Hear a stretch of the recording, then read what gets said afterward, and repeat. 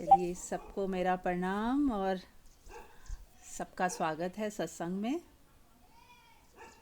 आँख सब बंद कर लें, शुरुआत करेंगे। 5-7 मिनट मेडिटेशन में बैठेंगे और हो सके तो पूरा सत्संग ही हम ध्यान में ही सुनेंगे। ध्यान पूर्वक सुनना, ध्यान से सुनना और खाली होके सुनना।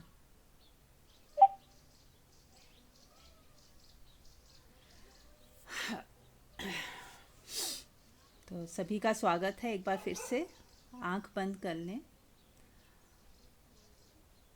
और जैसा कि मैं कह रही थी कि ध्यान से सुनना, ध्यान से हमारा ध्यान केवल सुनने पे हो जाए तो श्रवण एक बहुत बड़ी कला है।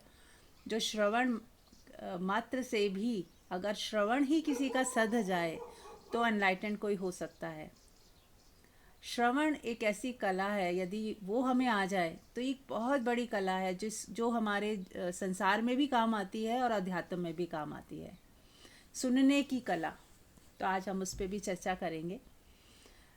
तो आंख बंद कर लें। पहले हम परमात्मा को याद कर लेते हैं एक बार फिर से। परमात्मा का ध्यान, अपने होने का होश। परमात्मा जो कण कण में है वो हमारे भीतर भी है और हम अपने भीतर ही उसे महसूस कर सकते हैं। जैसे कोई आम खाता है तो जो खाता है उसे अपने भीतर, अपने टेस्ट बर्ड्स में ही उसका स्वाद आता है। ऐसे ही परमात्मा को जब हम महसूस करेंगे तो वो हमारे ही भीतर हमें महसूस होता है। तो इसलिए आत्मा और परमात्मा एक ही हैं, दो नहीं हैं। जब सब में व्याप्त है तो उसको परमात्मा बोल दिया जाता है। जो केवल हमारे ही भीतर है, जिसको सिर्फ हम अपने ही भीतर महसूस करते हैं, तो हम उसको आत्मा बोल देते हैं। कहने के ही अलग अलग ढंग हैं, क्योंकि आत्मा शाश्वत है। वो ना तो जन्म लेती है ना ही मरती है। और जो मेरी आत्मा है वो आपकी भी आत्मा है। ऐसा नहीं है कि हमारी आत्मा अलग, वो अलग। हाँ, सूक्ष्म शरीर अलग होते हैं, क्योंकि सूक्ष्म शरीर जो है मन का ही हिस्सा है, मन से ही बने हैं। और जिस दिन हमारा मन पूरी तरह ड्रॉप हो जाता है, ये सूक्ष्म शरीर भी गिर जाता है, कारण शरीर भी गिर जाता है, तो वो व्यक्ति फिर दोबारा जन्म नहीं लेता। तो उसी दिशा में हमें बढ़ना है। तो परमात्मा को महसूस करें अपने ही भीतर, जो कण कण में रमा हुआ है, मेरे भीतर भी, आपके भीतर भी। जिसका होना आनंद है, जिसका होना शांति है, प्रेम है, शुभता है, मस्ती है।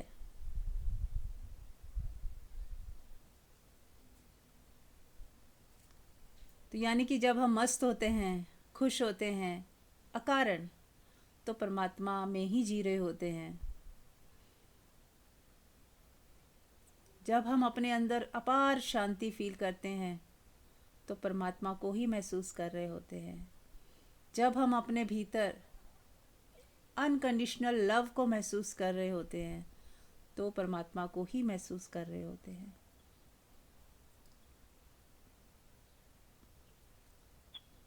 तो जैसे हमने कल भी बात की कि मंदिर का मतलब मन के अंदर, यानी कि मन के पार जाना है। मन के अंदर भी नहीं जाना है, पार ही जाना है। लेकिन शुरुआत मन के अंदर से करनी पड़ती है, क्योंकि जब हम मन को समझते हैं कि मन है क्या, तो ही उसके पार जा पाते हैं, तभी उसे डिज़ोल्व कर पाते हैं। तभी हमें समझ आती है कि नहीं, ये नहीं चाहिए मुझे तो कुछ और चाहिए। तो धीरे धीरे मन को ड्रॉप करते जाते हैं और शांत होते जाते हैं, मौन में ठहरते जाते हैं, अपने भीतर रुकते जाते हैं, ठहरते जाते हैं और धीरे धीरे आत्मा में खिसकते जाते हैं, परमात्मा में लीन होते जाते हैं। ठीक है, चलिए शुरुआत करते हैं अब आप लोगों से। अब आप लोग कुछ पूछना चाहें, बताना चाहें, शेयर करना चाहें। प्रणाम आंटी जी। हाँ जी, प्रणाम। आंटी जी, मेरे एक क्वेश्चन था। एक मेरे पास बुक है, जीवात्मा जगत के नियम। हाँ हाँ। तो इसमें बताते है ना, सात लोग के बारे में थोड़ा सा समझा दीजिए। ओके। म्यूट कर लें, सब लोग चेक कर लें। इंदु जी, आपका शायद अनम्यूट हो रखा है। हेलो। हाँ, हो रखा है। हेलो। हाँ, अब हुआ, ठीक है, हो गया। तो देखिए, उसके अंदर जो 7 लोगों की बात की गई है, वो मैं तो वहाँ गई नहीं हूँ और ना मैं जान रही हूँ कि वहाँ पे क्या है। लेकिन हाँ, इतना मुझे समझ आया है, ओशो की ने भी इस पे बात की है। जैसे हमारे 7 चक्रास होते हैं, तो जो व्यक्ति जिस चक्रा में उसकी डेथ होती है, वो उसी ही तरह उसी फ्रिक्वेंसी के लोक में चला जाता है। जैसे मान लो कोई बहुत ही नीचे के चक्रा में है, तो वो बहुत ही लोअर डायमेंशन में ही जाएगा कहीं पे भी। जैसे कहते थे पताल कह देते हैं, या क्या नाम में मैं नहीं जा रही क्योंकि मैंने इसको आंखों से तो देखे नहीं है, लेकिन हाँ समझ आई है इतनी बात कि जो हमारी फ्रिक्वेंसी होती है और जिस फ्रिक्वेंसी में हमारी डेथ होती है बॉडी की, उसी अगर मोक्ष नहीं प्राप्त हुआ है तो वैसा व्यक्ति फिर वैसे ही किसी लोक में चला जाता है। यदि कोई हायर चक्रा में चला गया है, हायर चक्रा में जीते जी वो शिफ्ट हो गई उसकी एनर्जी, मतलब 5th 6 में हो गई है। 6 चक्रा जैसे आपको पता ही है, आज्ञा चक्र है ना। 5th आपका थ्रोट का है, विशुद्धि चक्र है। अगर यहाँ पे आ चुकी है एनर्जी आपके, ये चक्रा खुल गए हैं, तो वो व्यक्ति बहुत नीचे के लोकों में नहीं जाएगा। अगर मुक्त नहीं भी हुआ है तो भी वो बहुत ही किसी अच्छे ही लोक में, फिफ्थ डायमेंशन कह लो या 5वें लोक में चला जाएगा। ऐसा कुछ मैंने रिलेट किया है, पर वो तो हकीकत तो जब जाएंगे तभी पता चलेगा कि कौन कहाँ जा रहा है। लेकिन हमें बस यही, हम कर क्या सकते हैं। बात तो ये है कि आज की स्थिति में हम कुछ भी पढ़ लेते हैं, सुन लेते हैं, लेकिन अभी हम कर क्या सकते हैं। तो हम यही कर सकते हैं कि अपने आप को प्योर रखें। अपने को जितना शुद्धता में रखेंगे, ईगो लेस होते जाएंगे, उतना हम ऊपर के चक्रा में हमारी एनर्जी आती जाएगी। क्योंकि जो नीचे के चक्रा है वो सारे संसार में खुलते हैं। जैसे कोई सेक्स से रिलेटेड सारी जो चीज़ें हैं वो सब, फर्स्ट चक्र आपका मूलाधार वो वही है, सेक्स सेंटर है। वो ज़रूरी है क्योंकि आपको बच्चे पैदा होंगे तो ही आगे आगे ये प्रकृति अपना बैलेंस करती है उसको। संतान हम सभी करते हैं, जो संतान पैदा होगी तो ही कोई जो है बना रहेगा, संसार चलता रहेगा। अगर बच्चे पैदा ही नहीं होंगे तो कैसे चलेगा। तो ये ज़रूरी है। लेकिन कोई लोग उसी में ही फंस के रह जाते हैं। वो वासना ही उनका केंद्र हो जाती है कि बस उन्हें भोगना ही है। तो ऐसा व्यक्ति फिर वो बहुत ही नीचे के रेल में ही जाता है कहीं। और फिर कोई लोग पद प्रतिष्ठा में, धन कमाने में, दूसरों को नीचा दिखाने में, लड़ाई झगड़ा, मोह माया, इसी में फंसे रहते हैं। तो वो भी दूसरा तीसरा चक्र है। कोई पद प्रतिष्ठा में है ना, मान सम्मान में। तो ये सारे नीचे के ही 3 चक्रा में ही हम घूमते रहते हैं ज़्यादातर लोग। और फिर वहीं पे जब समाप्त होते हैं तो फिर से पैदा, या तो इसी दुनिया में फिर से पैदा हो जाएंगे, या फिर इस धरती पे नहीं आएंगे तो कुछ समय के लिए कहीं और कोई लोग इसी से मिलता जुलता, जो इसी रैल्म का होगा, जिसमें आपकी फ्रिक्वेंसी मैच हो जाएगी, वहाँ आपको भेजा जाएगा। सपोज आपको सतयुग में, सत्यलोक में जाना है, मान लो सत्यलोक मतलब क्या, सत्य का लोक। अब जीते जी आप सत्य के साथ यदि एक हो गए हैं तो ही आप सोच सकते हो कि सत्यलोक में आप जा सकते हो, क्योंकि आपकी फ्रिक्वेंसी सेम हो गई। जैसे वहाँ पे हर व्यक्ति अनकंडीशनल है, मान लो। देखो, मुक्ति के बाद तो मुझे लगता है लोक नहीं है वहाँ। तो फिर आप बस आप बचते ही नहीं किसी लोक में जाने के लिए भी, है ना। ऐसा मैं मतलब 100% वो श्योर नहीं है, लेकिन मेरा इंट्यूटिवली ऐसा मुझे लगता है। जितना सुना है, पढ़ा है, उसके अनुसार मैं बता रही हूँ। और हाँ, इतना तो मुझे फिर भी क्लियर है कि जहाँ हम इस जन्म में जहाँ हैं वहीं मिलता जुलता ही हमें कुछ आगे मिलेगा। यदि मुक्ति नहीं हुई है पूरी तरह से, तो अभी अपनी आगे की यात्रा करने के लिए फिर हमें कहीं ना कहीं भेजा जाएगा। तो इसलिए अब क्या करना है, अब हमें यही करना है, अपने आप को जितना हो सके शांत रखें, खुश रखें, आनंदित रखें। दूसरों से जो हमारा लड़ाई झगड़ा द्वेष है, राग है, इन सब से हमें मुक्त होना होगा, तो ही हम आगे कहीं अच्छी जगह अच्छे लोग में जा सकते हैं। अगर हम इन्हीं चक्रों में लगे रहे तो फिर यहीं बार बार आते रहेंगे और फिर यही सब भुगतते रहेंगे, बार बार वही करेंगे, लड़ाई झगड़े, किसी के लिए द्वेष, किसी के लिए राग। मेन यही है, दो चीज़ें, राग द्वेष। इसी से मुक्त हो जाएं तो बहुत बड़ी बात है। ना तो किसी से दोस्ती, ना वैर। अपने में रमन करें, अपने में रहें, अपनी शांति में, आनंद में, प्रेम में, अनकंडीशनल होकर फिर परमात्मा जो चाहे जहाँ चाहे ले जाए। हम क्यों सोचें हमें यहाँ जाना है वहाँ जाना है, ये इच्छा भी क्यों रखनी है। जैसी स्थिति आपकी है वहाँ आप वैसा आपको फल मिल जाएगा, चाहे आप सोचें या ना सोचें, है ना। ऐसा नहीं कि आप सोचोगे तो ही मिलेगा, आप जैसे हो वैसे ही आपको आगे मिल जाएगा। यदि हम अभी राग द्वेष में ही पड़े हैं तो फिर से हमें राग द्वेष में ही जाना। और कुछ लोग तो ऐसे भी हैं जो बिल्कुल ही मनुष्य के कहलाने के भी लायक नहीं हैं, इतना ज़्यादा उनमें हिंसा होती है। तो ये भी पॉसिबल है कि वो लोग फिर से जानवरों की योनि में भेज दिए जाएं। हालांकि कुछ लोग कहते हैं कि मनुष्य की ही योनि में होता है, बट कुछ लोग कहते हैं कि ऐसा ज़रूरी नहीं है। और मनुष्य जो है यदि बहुत ही ऐसा नीचता पे ही हिंसक ही बना रहे और कोई ग्रोथ नहीं हो रही और उसे अभी वही चाहिए, वासना में ही पड़ा हुआ है, तो हो सकता है कि उसको जानवरों के दोबारा जन्म ले ले वो, क्योंकि वो वही चाह रहा है। एक्चुअली आप क्या चाहते हो ना, उसी के अनुसार ही तो बर्थ मिलेगा। कोई वासना में ही पड़ा रहना चाहता है तो फिर वो ऐसी योनि में कहते तू वासना ही भोग, अब जानवर बन के भोगता रहे, यही कर तू। तो इसलिए हम जैसे हैं वैसा ही हमें कुछ मिल जाएगा। तो यही मुझे बात समझ आई है। बाकी आप बताओ अलका, आपने पढ़ा है, आप क्या कहना चाहते हो? हाँ जी, हाँ जी, उसमें बस कर्मों के हिसाब से ही बताते हैं, हम्म। है ना। जैसे हम कर्म करेंगे वैसे ही 7 लोग 7 लोग बताते हैं इसमें। हाँ। और पहले लोग पे तो बिल्कुल ही अंधेरा बताया जाता है, कीड़े मकोड़े की तरह रेंगते रहेंगे, प्रकाश भी नहीं मिलेगा, हम्म। है ना। ऐसे मैंने पढ़ा था कुछ दिन पहले। जी। तो आंटी जी, हम चक्रास को एक्टिवेट कैसे करें? नहीं, देखिए ये अपने आप होते हैं, आप इसको एक्टिवेट करने की कोशिश ना करें। हाँ, ये है कि चक्रास के मेडिटेशंस होते हैं, अगर आप एक एक चक्रा पे ओम बोलते हुए बस सिर्फ ध्यान लगाएं और फिर उसको छोड़ दें। चक्रा एक्टिवेट का मतलब वही है कि आपकी शुद्धता जितनी प्योरिटी होगी, चक्रा अपने आप खुलेंगे।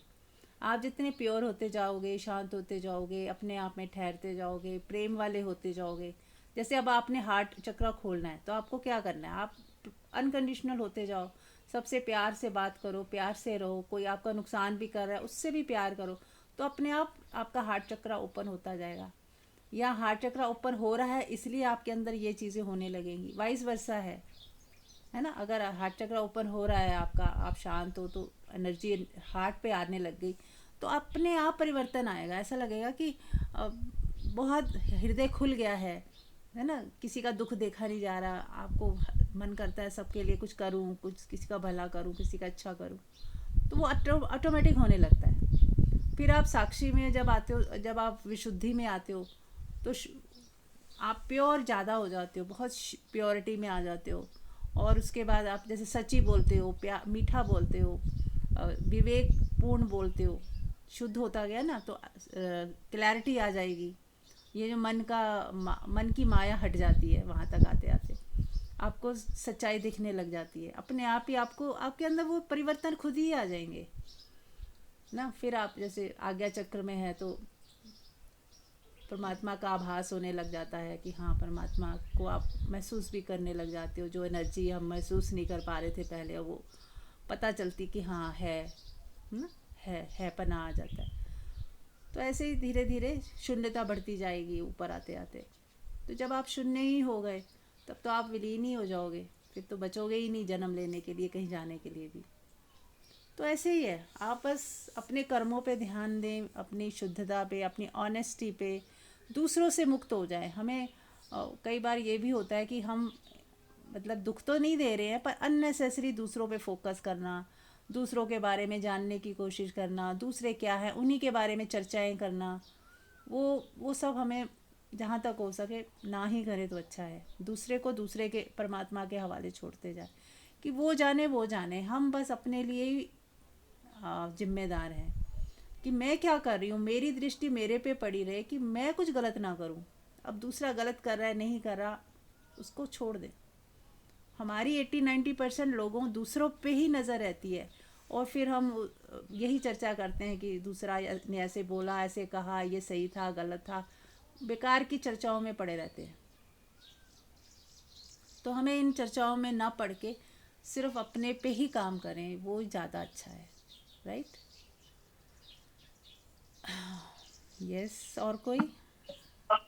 आंटी जी, मुझे इस बात की तो बहुत खुशी होती है कि मेरे मन में बहुत शांति आ गई है और ओके। मुझे किसी से कोई शिकायत नहीं है। वाओ, वेरी ये गुड। बदलाव आया है मेरे अंदर। बहुत सुंदर, बहुत ही सुंदर। चलिए, और सुप्रिया जी कैसे हैं? कोई क्वेश्चन? जी प्रणाम मीरा जी, कैसी हैं आप? मैं बहुत अच्छी। मीरा जी, मुझे ऐसा लगता है कि हम अच्छे हैं। ओके, हमें समझ आ रही है, हम सत्संग सुन रहे हैं, हमारी रिफाइनिंग हो रही है, क्लेंजिंग हो रही है।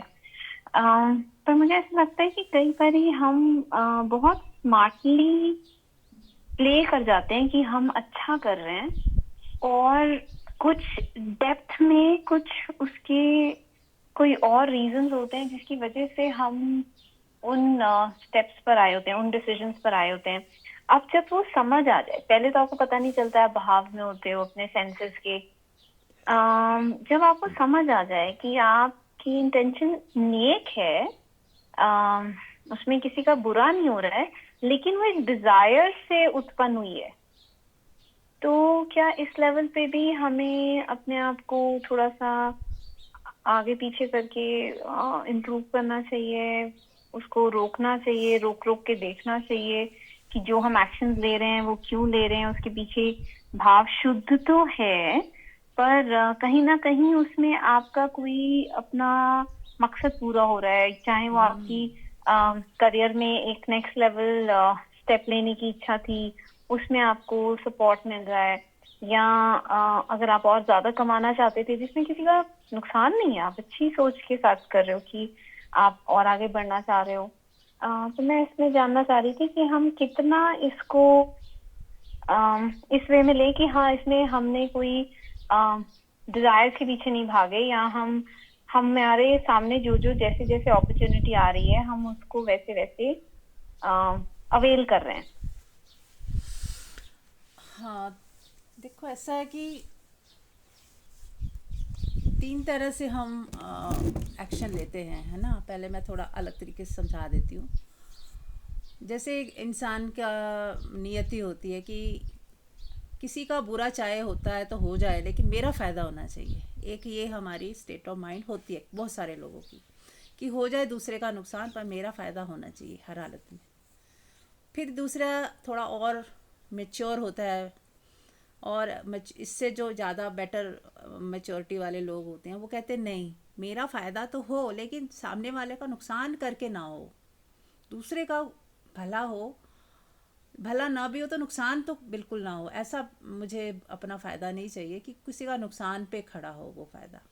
अच्छा, फिर तीसरा और आगे बढ़ते हैं तो फिर विन विन डील आती है कि तेरा भी भला मेरा भी भला, उसका भी फ़ायदा हो रहा है और मुझे भी फ़ायदा मिल रहा है, तो उसमें हर्जाई क्या है? बहुत सुंदर है, इन दोनों से बहुत बेटर है, बहुत बेटर है विन विन डील।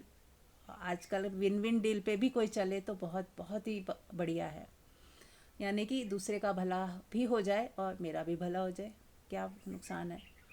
फिर और आगे अगर कोई और इससे भी ज़्यादा हाई लेवल पे चला जाता है तो वो अपना भला हो रहा है नहीं हो रहा, दूसरे का ही भला को और ऊपर रख देता है कि अगर दूसरे का भला ज़्यादा हो, मेरा थोड़ा कम भी हो जाए तो चलेगा, या मेरा ना भी हो तो चलेगा, दूसरे का तो हो ही रहा है, मुझे थोड़ा कष्ट भी उठाना पड़ रहा है तो कोई बात नहीं, किसी का भला हो रहा है तो मेरा जा ही क्या रहा है। मतलब कुछ इस तरह से भी वो सोच सकता है, अपना नुकसान करके भी दूसरे का भला। जो पहला कैटेगरी क्या थी कि मेरा फ़ायदा होना चाहिए, दूसरे का नुकसान हो रहा है तो होता रहे, अब बिल्कुल उल्टा हो जाएगा लास्ट में कि मेरा नुकसान भले ही हो जाए पर दूसरे का यदि फ़ायदा हो रहा है तो कोई बात नहीं, मेरा थोड़ा नुकसान हो भी गया तो इट्स ओके।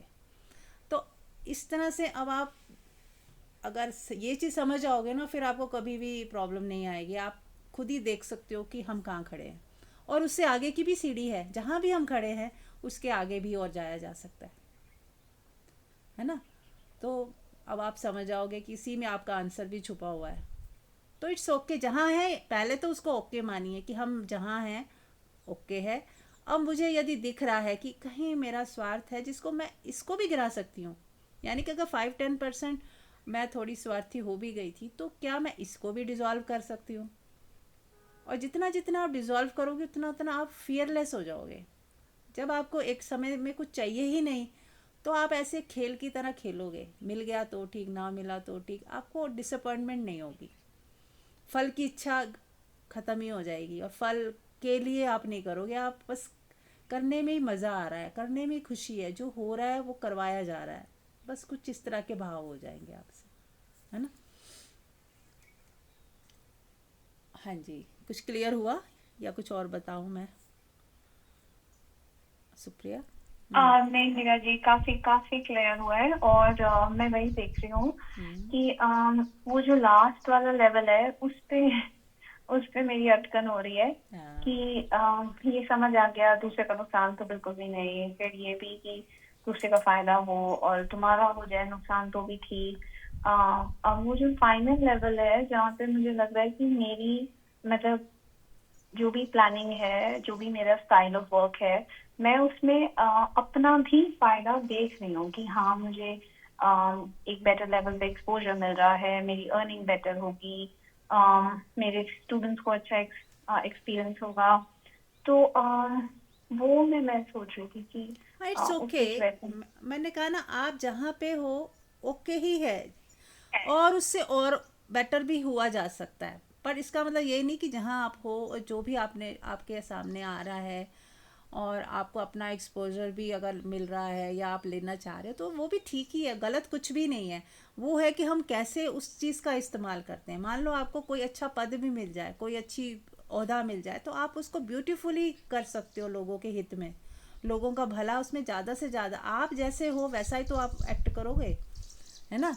यदि किसी अच्छे इंसान को नेता बन जाए, मान लो कोई हमारा प्राइम मिनिस्टर जैसे मोदी जी हैं, लोग बहुत अच्छा मानते हैं उनको, तो कोई अच्छा इंसान यदि कुर्सी पे बैठा है तो वो देश का भला ही करेगा।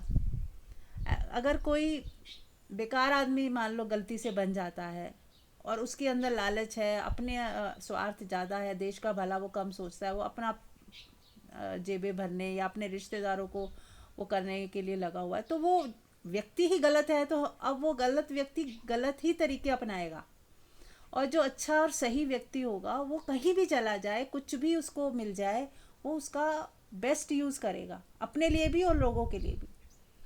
तो मैं तो कहती हूँ अच्छी बात है, आप अच्छे से अच्छी पोस्ट में जाएं, अच्छे से अच्छा कमाएं, अच्छे अच्छे लोगों के साथ आपका वो हो, ताकि आपकी जो खूबसूरती है सबको मिले, आपके अंदर की मिठास सब तक हर व्यक्ति महसूस करे कि यस, सुप्रिया के पास सब कुछ होते हुए भी वो उसमें कोई ईगो नहीं है, वो सबके लिए कितना बेस्ट करने की सोचती है। तो वो चीज़ आप कर सकते हो। इसका मतलब ये नहीं कि हमें जानबूझ के वो चीज़ों को वो करना है कि नहीं नहीं मुझे तो धन चाहिए ही नहीं, मुझे पद चाहिए ही नहीं, मुझे तो एक्सपोजर चाहिए ही नहीं। हमें नहीं भी चाहिए, अगर मिल रहा है तो मिलने दो, इसमें क्या जा रहा है। उसमें कोई, हमें बस ईगो नहीं बनानी है, उसका मिस यूज़ नहीं करना है, कुछ भी मिलता जाए हमें, है ना। और ना मना करना है ना है, और ये अगर नहीं आ रहा है तो कोई लालच भी नहीं है, लालसा भी नहीं मन में होए कि भाई मुझे मिलना ही चाहिए था, क्यों नहीं मिला, वो भी नहीं है। मिल रहा है तो बहुत सुंदर, अच्छी बात है, क्या प्रॉब्लम है। अगर सपना ही है तो सुंदर सा सपना दिख रहा है तो क्या उसमें जा ही क्या रहा है हमारा। जरूरी है कि डरावने सपने देखने हैं या दुख वाले सपने देखने हैं, तो सपना ही सब कुछ। पर अगर सुंदर सपना है तो इट्स ओके, बस जानते रहो है तो सपना ही, है ना, बस ये जानते रहो। जी जी, इसका एहसास है। और हाँ ये भी बस। लगता है कि कल को अगर वो दोबारा उतना अच्छा एक्सपोजर नहीं भी मिला, हाँ, तो मतलब हो सकता है ये एक ही मौका मिले, इतने अच्छे दोबारा काम ना बने, तो भी मैं वही अपने आप को इट्स बात ओके। सोच रही थी मन में कि हाँ, हाँ, तो भी ओके होना चाहिए सुप्रिया इट्स तुम्हारे ओके अंदर। होना चाहिए। तुम्हारी जो खुशी है ना वो कोई नहीं छीन सकता। अपने को ऐसे ही उसमें ले आओ कि मैं तो 100% पहले से ही खुश हूँ, आनंदित हूँ। अब ये सब चीज़ें तो बस ऐड ऑन कर रही हैं, और ये माइनस हो जाएंगी तो भी मुझे कोई फ़र्क नहीं, और इसमें कुछ मिलता जाएगा तो भी ठीक है, इट्स ओके। आप अपने पहले ही पूर्ण हो, है ना। जैसे हमारा पेट पहले से ही भरा है, और कहीं जाके भी कुछ खाने की इच्छा नहीं, क्योंकि पेट तो पहले से ही भरा ही है। ऐसा कुछ हो जाए बस, है ना। तो बस ऐसा है, मिल जाए तो ठीक, जी ना मिले तो ठीक। जी, नहीं Meera ji, very very helpful, because हम लोग अपने आप को जज करते रहे हैं, और जो भी कर रहे हैं, जिस तरह से भी फैसले ले रहे हैं, उसके बाद जो भाव आ रहे हैं, अगर उनको हम देखते चलते हैं, तो मुझे लगता है कि काफी हम अपने आप को और खुद को ही, हमें पता है ना कि हम अगर एक एक्स्ट्रा पीस बिस्किट का खा रहे हैं, तो उसके पीछे क्या बात थी, भूख लगी थी या यस, लालच आ गया था, या ये या हमें बस पता मन है। कंट्रोल नहीं हो रहा था। तो मतलब वो चीज जब तक ऑब्जर्व नहीं करेंगे, यस, तो फिर, और उसको डिस्कस नहीं करेंगे, और उसको बार बार अपने सामने नहीं लाएंगे, तो फिर बात बनेगी नहीं। But thank right. You so much. Thank you. Yes, और कोई कुछ पूछना चाहते हैं?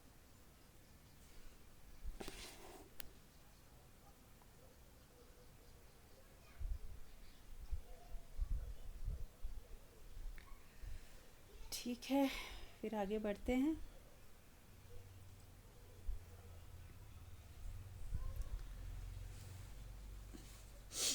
तो फिर हम लोग वही होपोनोपोनो करके फिर ध्यान करते हैं, और कोई प्रश्न नहीं है तो ठीक है। चलिए, तो आंख बंद कर लें।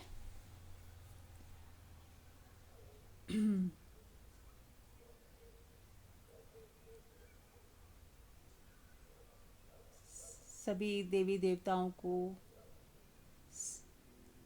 अपने ही भीतर महसूस करते हुए, सभी एंजल्स को अपने ही भीतर महसूस करते हुए उन्हें प्रणाम करें कि आप ही के भीतर सभी देवी देवता, सभी एंजल्स विराजमान हैं। उन्हें प्रणाम करें।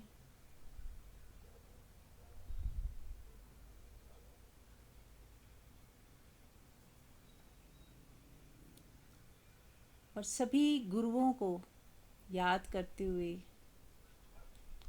आज तक जितने भी गुरु आपकी ज़िंदगी में आए हैं, जिन्होंने आपको सिखाया है, समझाया है, अपने पेरेंट्स से लेके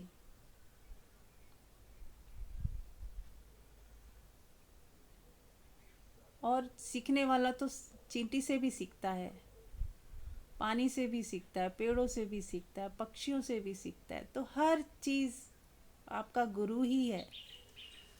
जिससे भी आपने सीखा है वो गुरु ही है। तो हम सबको याद करेंगे, सभी जीव जंतुओं को, पेड़ों को, 5 एलिमेंट्स को, सबकी उपस्थिति को महसूस करते हुए, उनको साक्षी मानते हुए, जो भी गलतियां हमसे हुई हैं, जो भी ब्लॉकेजेस हमारी लाइफ में आए हैं, जो भी पीड़ा दर्द आ रही है, इसलिए कि हमसे कुछ गलतियां हो गई हैं इस जन्म में या किसी भी जन्म में। बहुत सारे लोगों का हमने दिल दुखाया है, या उन्होंने हमारा दिल दुखाया है। याद करें कि आपका अनेकों बार दिल दुखा होगा, बहुत लोगों ने आपका दिल दुखाया है।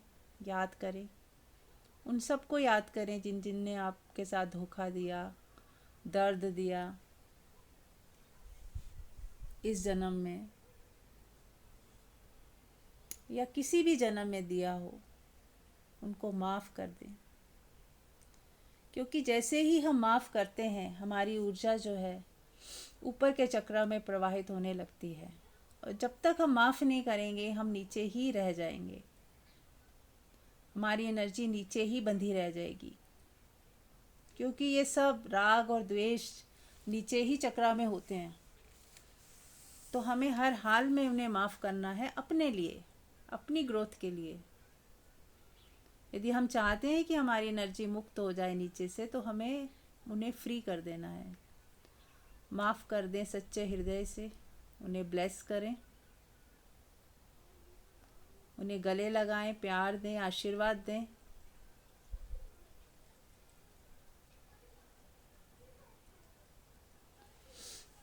और हमने भी बहुतों को बहुत दुख दिए हैं, बहुत जन्मों में और इस जन्म में भी। तो बहुत सारे लोग हमसे भी नाराज़ हैं, तो उनसे हम माफ़ी मांगेंगे। सच्चे हृदय से माफ़ी मांगते हुए बोलेंगे 4 लाइनें। I am sorry, please forgive me, thank you, I love you. I am sorry, please forgive me, thank you, I love you. I am sorry, please forgive me, thank you, I love you. देखें, जिसका भी चेहरा आ रहा है याद, उन्हें माफ़ कर दें और माफ़ी मांग लें।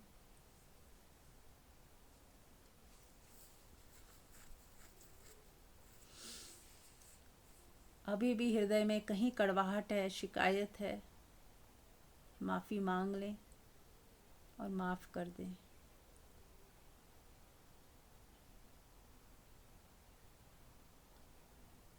जैसे ही आप माफ़ करते हो, वैसे ही देखो आप आपके भीतर कितनी शांति महसूस होती है। जैसे ही आपने वो पत्थर हटाया, जैसे झरना रुका हुआ था प्रेम का, वो बह निकला। आप अपना प्रेम उन पे उड़ेल दें, उन सब पे उड़ेल दें और देखें कि वो अब बहुत खुश हैं।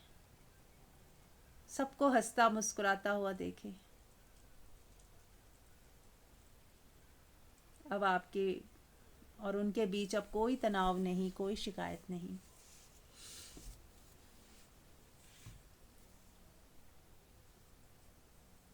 अब हम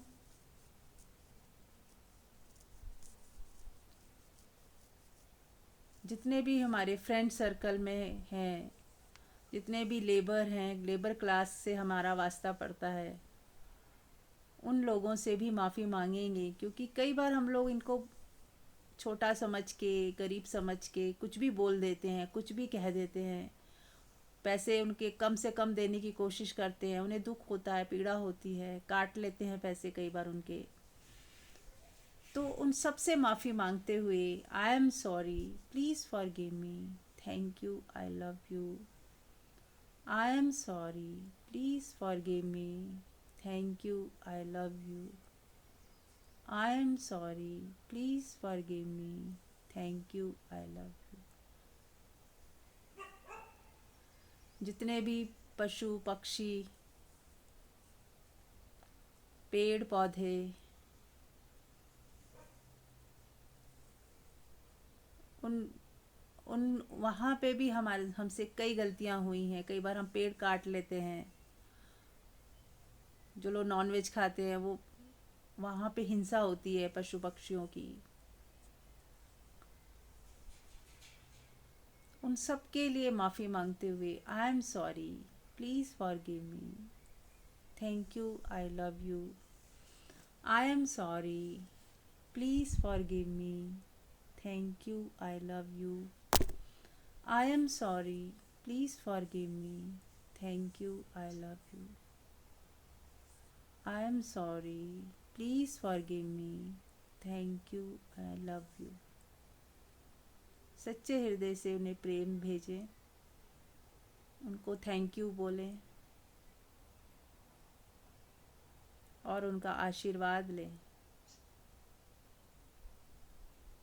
जिससे सभी वनस्पतियाँ खुश हैं और आपको आशीर्वाद दे रही हैं।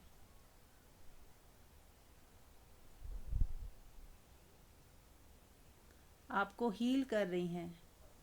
आपके शरीर के अंदर वनस्पतियाँ अपनी ऊर्जा डाल रही हैं और आपकी बीमारियाँ ठीक करने के लिए बहुत कुछ आपको आपके शरीर में डाला जा रहा है। कुछ ऐसी ऊर्जा जो निरोगात्मक है। महसूस करें आपका शरीर ऐसी ऊर्जा से भर गया है जो आपकी बीमारियां ठीक कर रही है। आपको डिवाइन पावर मिल रही है। आपकी इम्यूनिटी सिस्टम जो है वो स्ट्रॉन्ग हो किया जा रहा है।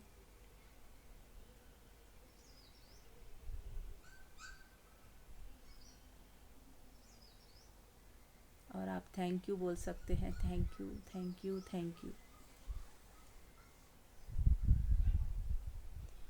अब हम जितने भी नक्षत्र हैं, दिशाएं हैं, उन सब के देवी देवताओं को प्रणाम करते हुए रवि, सोम, मंगल, बुध, बृहस्पति, शनि, राहु, केतु, जितने भी ग्रह नक्षत्र हैं, और पूरब, पश्चिम, उत्तर, दक्षिण, ऊपर नीचे जितने भी दिशाएं हैं, उन सब के भी देवी देवता जो भी हैं और हमसे अनेकों अनेक भूले हुई हैं, उन सब के लिए माफ़ी मांगते हुए I am sorry, please forgive me, thank you, I love you, I am sorry, please forgive me, thank you, I love you, I am sorry, please forgive me, thank you, I love you, I am sorry, please forgive me, thank you, I love you. देखिए आपकी सारे body की blockages दूर हो रही हैं। जो भी कुंडलनी में जो भी आपके ग्रह नक्षत्र खराब थे वो सब सही हो गए हैं। अब आपको कोई दिक्कत, कोई परेशानी नहीं, सब सही हो गया है। आपका जो खराब समय भी था वो भी ठीक कर दिया गया है। चेहरे पे मुस्कुराहट लाएं, एक खुशी का अनुभव करें, अपनी वाइब्रेशन हाई करें कि सब कुछ सही हो रहा है, मेरे जीवन में सब कुछ बहुत सुंदर हो रहा है, मेरा जीवन कल्याणकारी है, मेरा जीवन खुशियों से भरा हुआ है, सब कुछ मंगल ही मंगल हो रहा है, सब कुछ अच्छा ही अच्छा हो रहा है।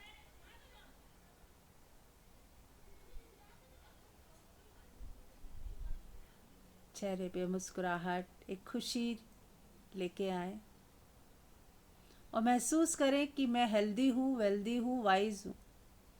I am healthy, wealthy and wise. I am healthy, wealthy and wise.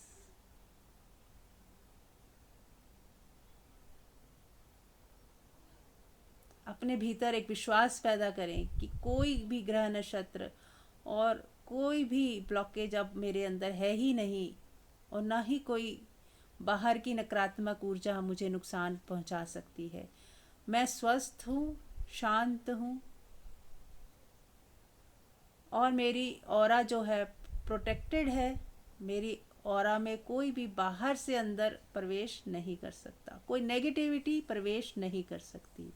3 बार मन ही मन ओम बोलें और अपनी ऑरा को प्रोटेक्शन में प्रोटेक्ट करें। ऐसा देखें कि आपकी ऑरा को एक शील्ड पहनाई जा रही है ताकि बाहर की नेगेटिव ऊर्जा कोई भी एंटर ना कर सके।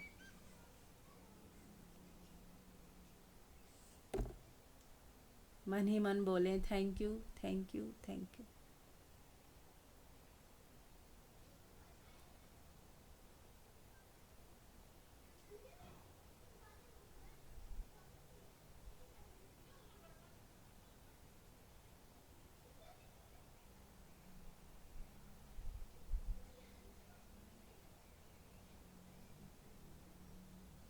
अब शरीर में कहीं पीड़ा हो रही है तो उस विशेष स्थान को देखें, महसूस करें और देखें कितनी है पीड़ा। मान लो अभी 10% लग रही है, तो फिर अब थोड़ी देर में फिर से चेक करेंगे कि कितनी लग रही है।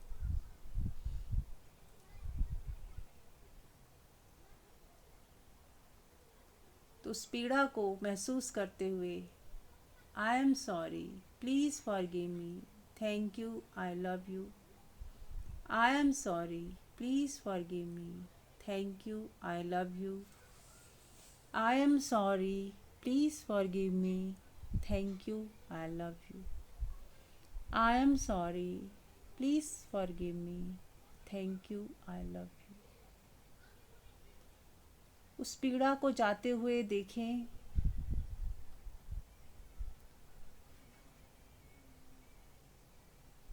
और उस पीड़ा को बोले, please go away, please go away, please go away.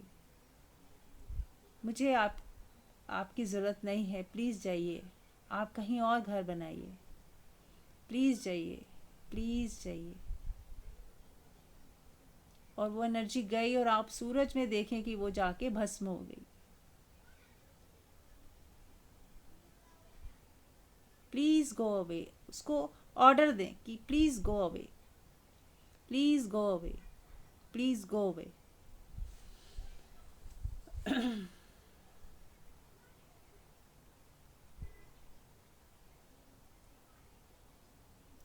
अब हम देखेंगे कि एक लाइट ग्रीन कलर को आपने विजुअलाइज करना है कि लाइट ग्रीन कलर की एनर्जी आ रही है और उस पार्ट पे पड़ रही है जहाँ पे दर्द है। ग्रीन कलर को उसके ऊपर देखें, महसूस करें ग्रीन कलर कि आसमान से देखें कि डिवाइन ग्रीन कलर उस पे पड़ रहा है दर्द के ऊपर, और उसको पड़ता हुआ देखें।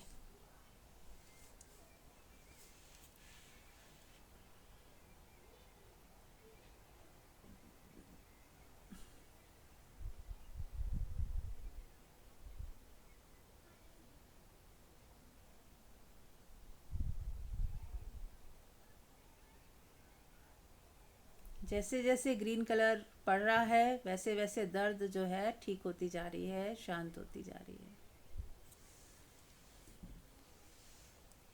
अब हम ब्लू कलर देखेंगे। ब्लू कलर जैसे हम वॉलनी लगाते हैं वैसा ब्लू कलर एक हीलिंग कलर माना जाता है, जो शांत करता है ब्लू कलर। तो हम ब्लू कलर को विजुलाइज करेंगे कि पेन किलर की तरह ब्लू कलर उस पर पड़ रहा है उस दर्द के ऊपर, और वो दर्द जो है शांत हो रही है, सबसाइड हो रही है, जा रही है। देखें, 2 मिनट देखेंगे लगातार। आप बस मन ही मन ब्लू कलर को विजुलाइज करें, लाइट ब्लू कलर्स।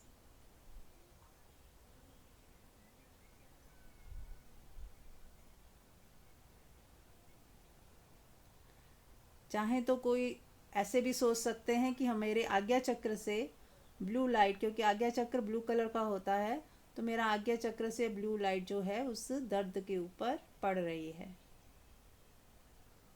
ऐसे किसी और को दर्द है तो वहाँ पे भी हम अपने आज्ञा चक्र से भेज सकते हैं। किसी दूसरे को दर्द है तो भी हम उसको सोच सकते हैं कि मेरे आज्ञा चक्र से ब्लू लाइट उसके जहाँ उसको दर्द है सामने वाले को, वहाँ पे जा रही है और उसे हील कर रही है। ऐसा हम सोच सकते हैं तो उसको हीलिंग पहुँच जाएगी। ठीक है, चलिए, तो कोई शेयर करेगा। अब देखें दर्द कम हुई आपकी।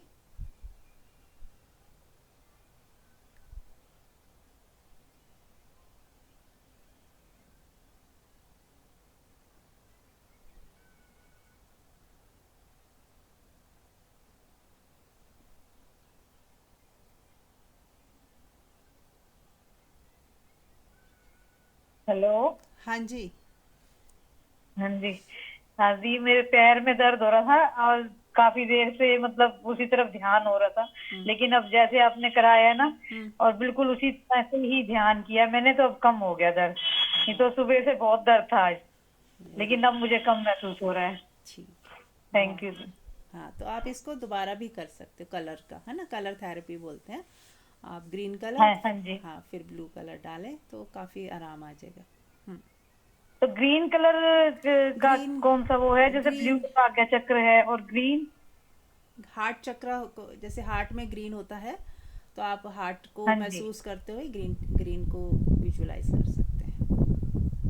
हाँ वो, जी, वो ठीक है, ये थैंक जैसे यू। ग्रीन कलर बताते हैं कि एंटीबायोटिक जैसा होता है ना, जैसे कोई एंटीबायोटिक लगाते हैं ना, ऐसे ग्रीन कलर में वो प्रॉपर्टी होती है एंटीबायोटिक वाली। हाँ जी। ठीक हाँ जी, थैंक यू। है, हाँ जी। और कोई, किसी और का भी दर्द कम हुआ हो? मेरे भी थोड़ा पैरों में ही दर्द था, हाँ हाँ। तो मैंने ग्रीन कलर ही विजुलाइज किया है। तो फिलहाल तो अब ठीक लग रहा है। ठीक लग रहा है ना? हाँ, और हाँ, ठीक हाँ है। जी, तो ये सब छोटी छोटी चीज़ें खुद ही कर सकते हैं, है ना? उससे काफ़ी आराम आ जाता है। हाँ जी, हाँ जी। ठीक है, थैंक यू। चलिए,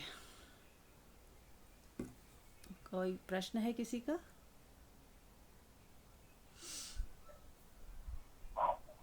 जी, हाँ जी, बताएं। सभी को मेरी तरफ से प्रणाम। और जिस तरह से आया कि अगर मेरे से किसी को तकलीफ कभी पहुंची हो जाने,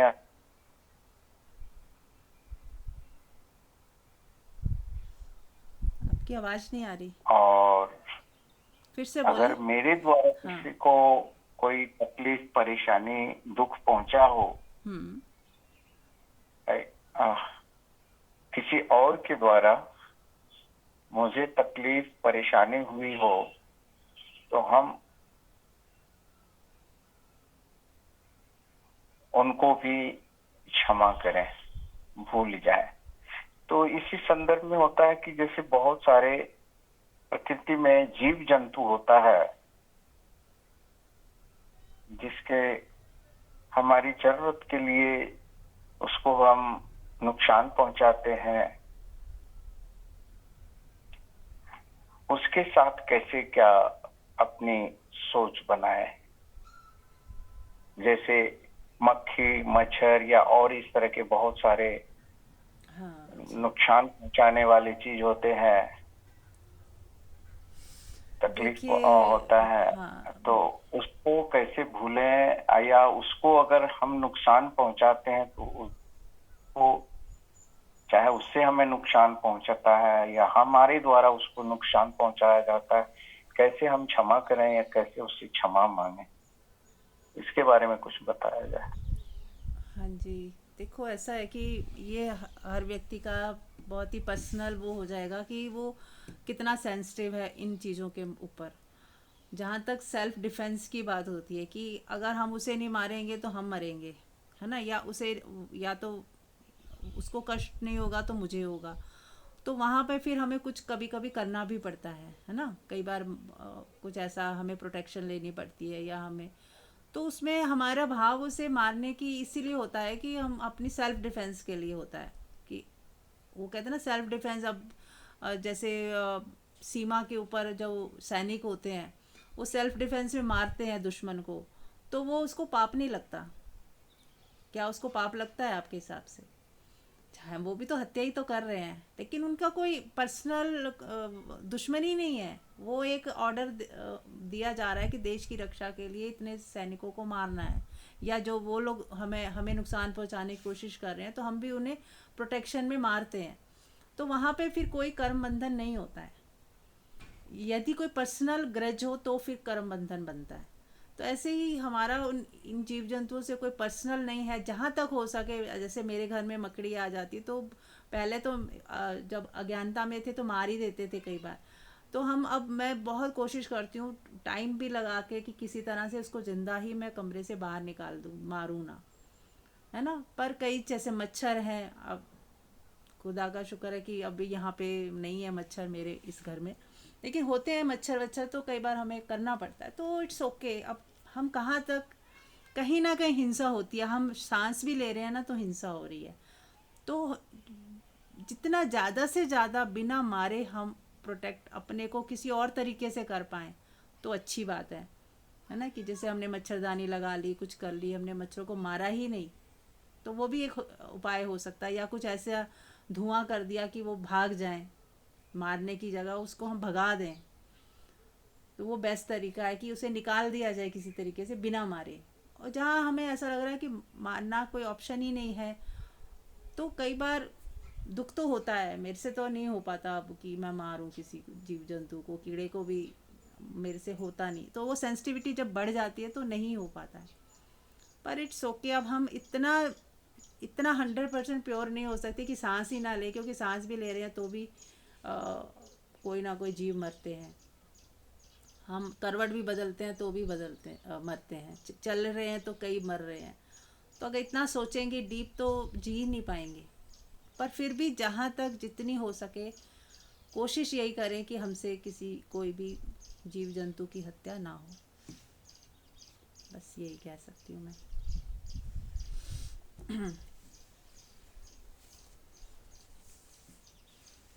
हाँ जी। मेरा जी मुझे कहना, यस क्या है आप कहने, प्लीज आप कहने शिवनंदन जी। नहीं ठीक है, बहुत अच्छा बताया गया कि आत्मरक्षा भी कह देते हैं या किसी की रक्षा में कभी कभी इस तरह से एक डिफेंस के लिए, डिफेंस के संदर्भ में अगर इस तरह की कोई एक्टिविटीज होती है तो वहां पर वो क्षम्य होता है, वो उस कैटेगरी में नहीं आता है। और खास करके और जीव जंतु के साथ साथ अगर हम मानव के प्रति इस तरह का भाव लाएं तो मुझे लगता है बहुत सहजता में बहुत बेहतर ढंग से ये अप्लाई हो सकता है। बहुत बहुत धन्यवाद जी।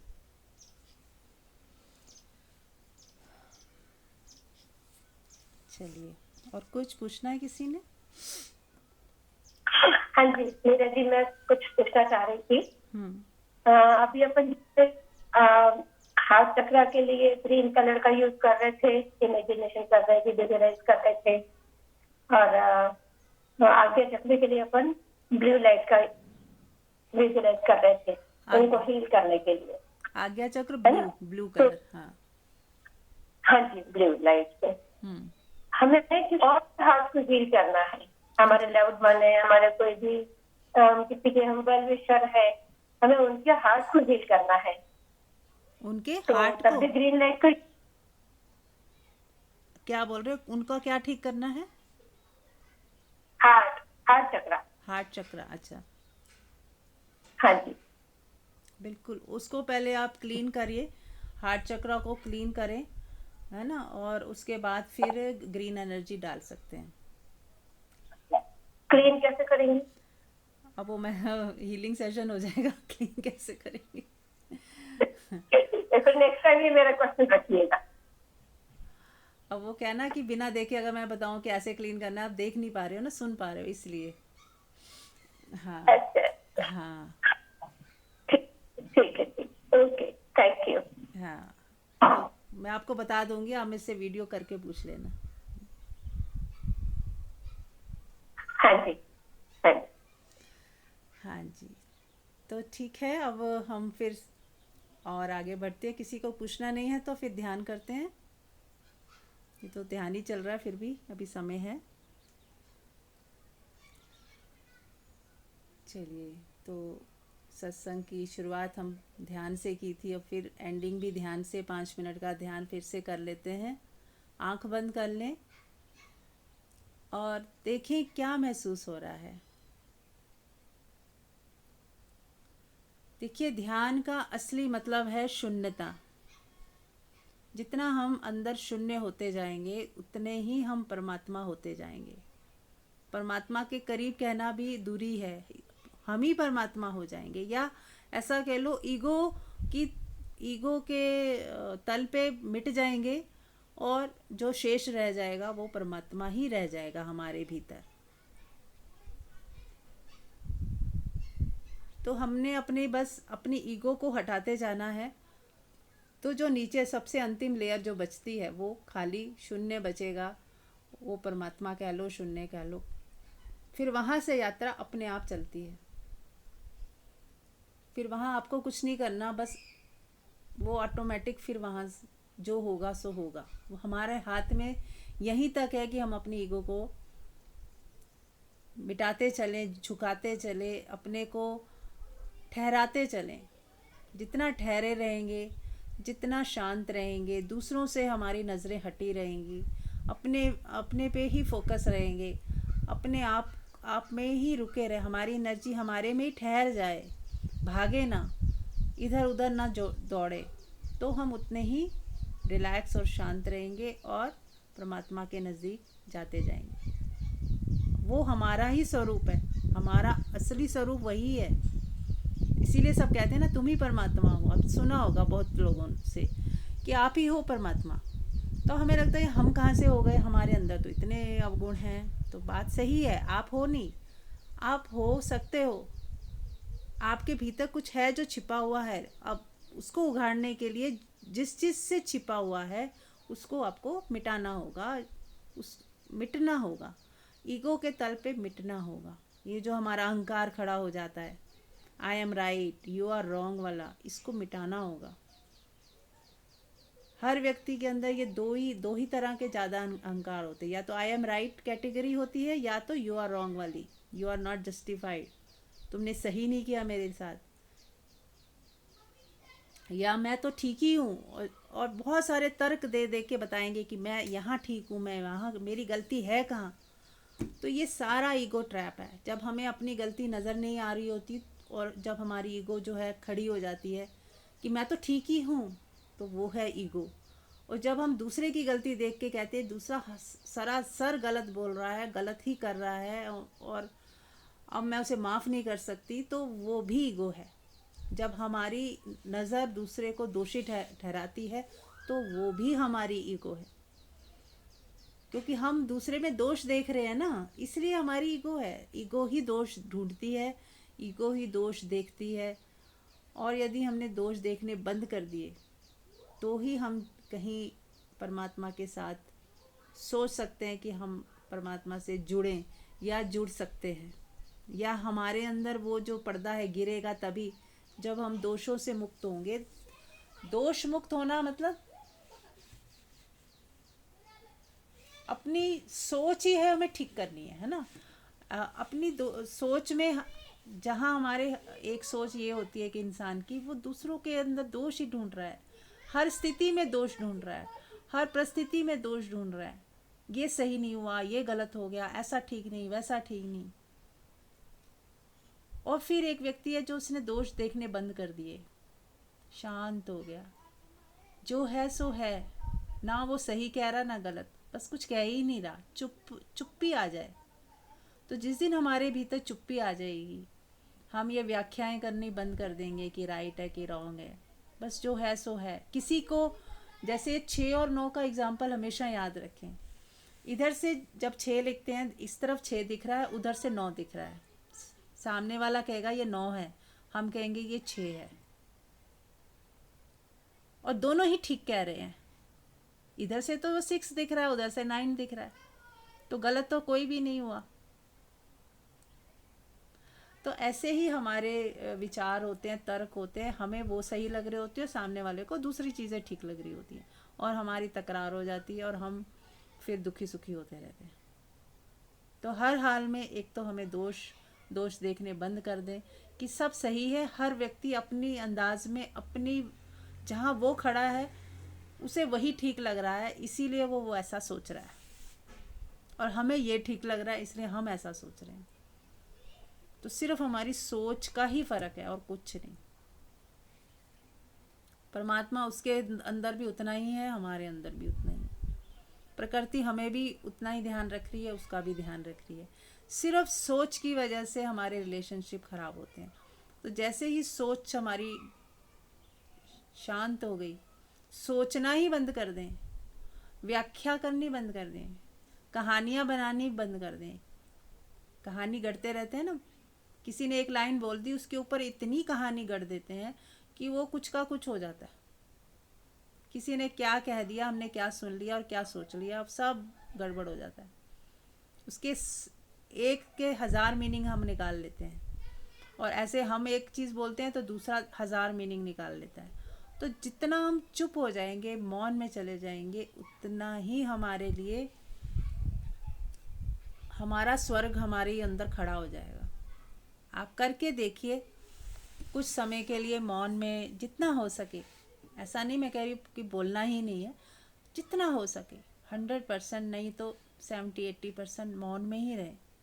जब अति आवश्यक हो कि लिख के ही बोलना पड़ेगा, तो आप बस टू द पॉइंट 2 लाइनों में बात करके ख़त्म करें। एकदम शॉर्ट आंसर दें, पूरी व्याख्या ना करने बैठ जाएं, जस्टिफिकेशंस ना दें।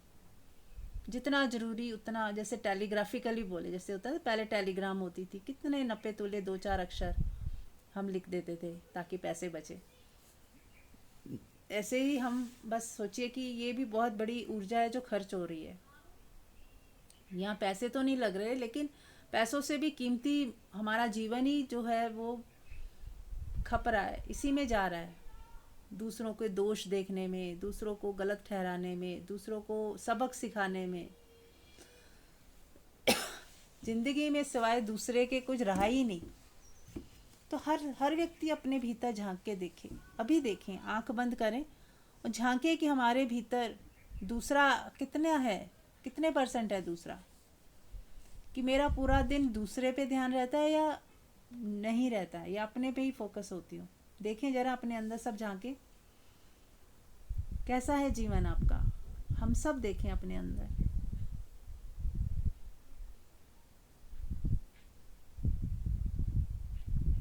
तो ये सबसे बड़ी साधना है कि हम बस शांत हो जाएं। कोई अच्छा नहीं, कोई बुरा नहीं, ना काहू से दोस्ती, ना काहू से वैर। इस चीज़ को हमेशा याद रखें।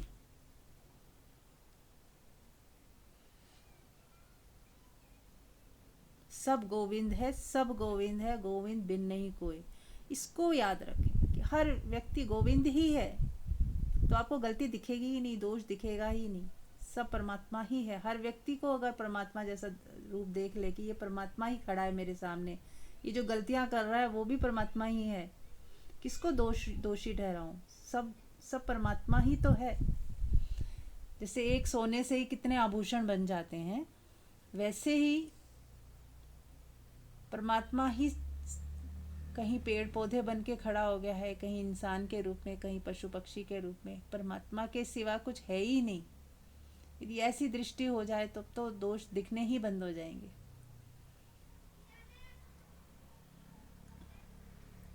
तो देखें, सोचें, कहाँ रहती है नजर?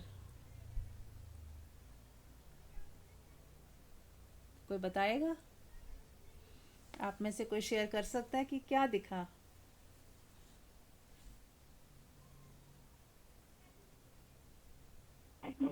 हेलो। हाँ जी। हाँ जी, बिल्कुल ठीक कहा। यही होता है कि हर समय ही दूसरे के प्रति ही दिमाग चलता रहता है। तो जैसे अंदर गए तो ऐसा ही लगा कि कितना सोचते हैं हम दूसरों के बारे में, हर छोटी छोटी चीजों के बारे में। कोई सामने दिख गया, उसके बारे में मतलब सोचने लग गए कि हाँ ये ऐसा वैसा, मतलब ऐसा बहुत होता है। और आपका ये उदाहरण जो 6 और 9 वाला तो बहुत ही सुंदर उदाहरण था। बहुत ही अच्छा लगा सुन के कि वाकई में यही चीज है। तो अभी तो पूरा जो यही होता है कि हमारे अंदर बहुत ही कुछ ऐसा भरा पड़ा है जो हर टाइम दूसरों के लिए ही सोचते रहते हैं, चाहे अच्छा सोचे चाहे बुरा सोचे। मतलब ध्यान उधर ही चला ही जाता है। तो बस अगर आपको पता चल गया ना, तो अब से नहीं करना। अब हो गया सो हो गया, है ना, जो हो गया सो हो गया, उसको छोड़ दें। अब आगे के लिए सावधान। नहीं, जैसी दृष्टि दूसरे पे जाए, नहीं, मैं नहीं जानती, आई डोंट नो में जिए, मैं नहीं जानती कौन अच्छा है कौन बुरा है। परमात्मा किसको कहाँ कैसे यूज़ कर रहा है हम नहीं जानते। किसी से वो कुछ गलती भी करवा लेता है ना। वो कुदरत के खेल वो ही जाने, हमें नहीं मालूम, हम नहीं जानते क्या सही है क्या गलत है। सरेंडर कर दे कि मैं नहीं जानता। छोटे बच्चे की तरह हो जाए, निर्दोष। आपकी आंखें ऐसी निर्दोष हो जाएं कि देख ही ना पाए। दोष देखना, जैसे छोटा बच्चा चाह के भी दोष नहीं देख सकता, वो तो इतना निर्दोष है।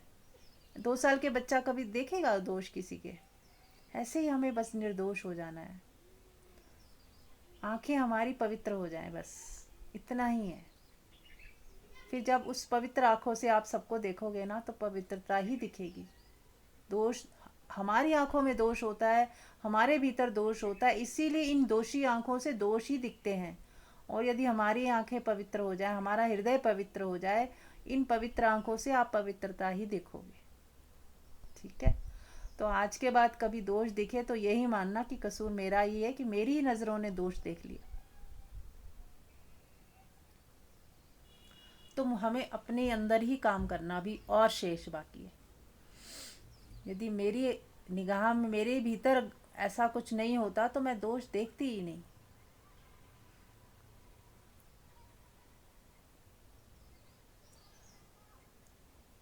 ठीक है, और कोई कुछ शेयर करेंगे?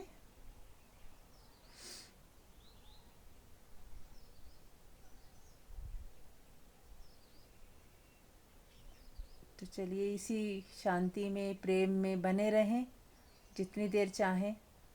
अपने भीतर ही टटोलें, अपने भीतर ही झांकें, अपने भीतर ही सब कुछ आपके भीतर ही है, बाहर कहीं कुछ नहीं है। जितना अपने भीतर आते जाएंगे, भीतर आने का एक ही मतलब है कि बाहर जाना बंद हो गया तो भीतर आ ही जाओगे अपने आप।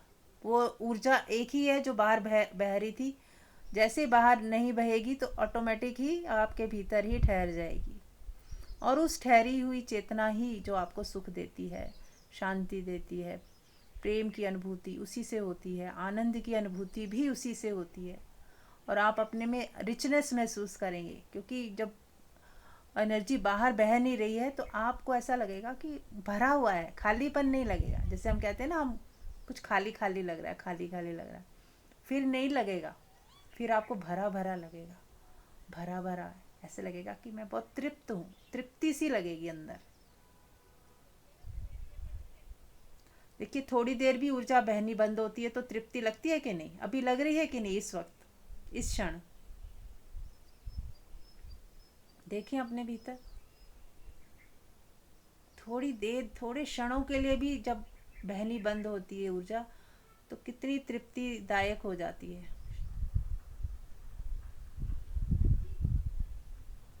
तो क्यों ना पूरा दिन ऐसा ही रहे हमारा, हमारी ऊर्जा हमारे ही साथ रहे बस।